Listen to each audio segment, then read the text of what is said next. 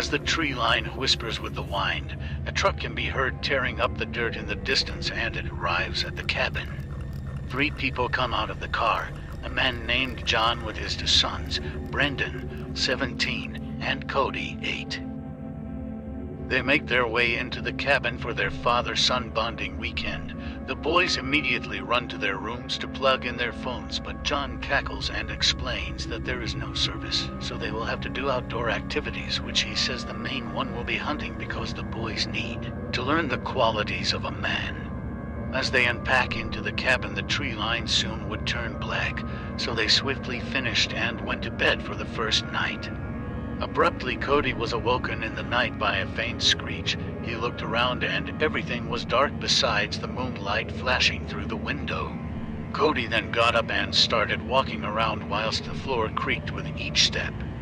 He poked his head in his brother's room and seen he was still asleep, then into his dad's room for the same result. As he went to go back to his room, he seen a shadow of something he couldn't make out from the moonlight. He approached cautiously, and as he peeked around the doorframe, he just seen a deer and sighed and laid back in bed and fell asleep. The sun came up on the cold winter day, and the dad had taken the boys out to the tree stand nearby. They waited for hours before finally seeing a deer peering over a log, so John whispered to the boys to watch closely and aim towards the unexpected deer, and pulled the trigger as it fell just below the log. John then told them to follow and let them see their prize. As they walked closer to the log, John then realized the deer was gone and it was just blood-stained snow. He then told the boys that sometimes one shot just isn't enough and said they should head back and get something to eat.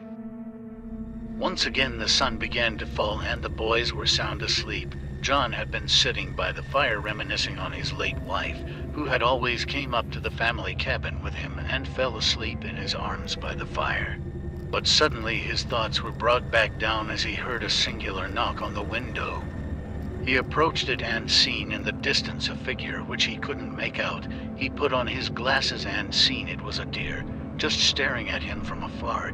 John thought nothing of it, so he laid back down and fell asleep. Again Cody was woken up in the night by a screech. He immediately looked out the window this time and seen a deer looking at him. He smiled and waved at the deer, but that smile was wiped clean as the creature stood up onto legs and snapped its neck to the side. Cody screamed and John came running in, and the boy pointed out the window, and when John looked out there was nothing there. Cody was told he could sleep on the couch with John, and the night then was over.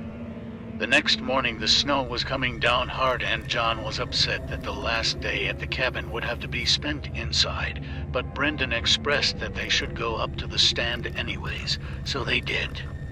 Once they arrived at the stand, Cody sulked the whole time because of what he had seen the night prior. John told Brendan he can take the shot if he sees anything, so he looked through the scope and could faintly see the trees because of the thick snow. He tried his best to see, and he believed he seen a deer in the distance. Barely being able to make out a figure, he looked to find a heart, but just then the figure was quickly struck by another figure and disappeared instantly. Brendan was startled, telling John that something's off, so John looked through the scope and seen a figure which he made out as a deer. So he told the boys there's nothing to be afraid of, it's just a deer, and aimed towards the heart and took the shot. But the deer wasn't phased. Then it stood up onto legs and its head snapped towards the tree stand. John was now startled and told the boys that they needed to go now. So they climbed down and ran quickly while the sound, so trees tumbling from behind them, grew closer, and eventually they made it to the cabin. John locked the door and held the rifle tightly as night fell. He told the boys to hide under their beds. John heard a voice from the door. It was the voice of his deceased wife. He called out her name in confusion, which the woman said she was cold and asked to be let in. The man opened the door unwisely, but nothing was there. He flashed the light into the darkness and nothing was seen until he caught a glimpse of a deer in the distance.